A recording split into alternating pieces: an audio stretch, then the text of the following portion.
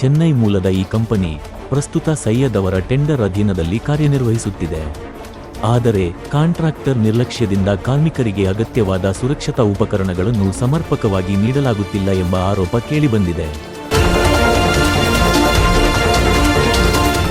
ಸರಿಯಾದ safety equipment ಇಲ್ಲದ ಕಾರಣವೇ ಈ ದುರ್ಘಟನೆಯಲ್ಲಿ ಕಾರ್ಮಿಕನೊಬ್ಬ ಮೃತಪಟ್ಟಿದ್ದಾನೆ ಎಂದು ಸ್ಥಳೀಯರು ಆಕ್ರೋಶ ವ್ಯಕ್ತಪಡಿಸಿದ್ದಾರೆ.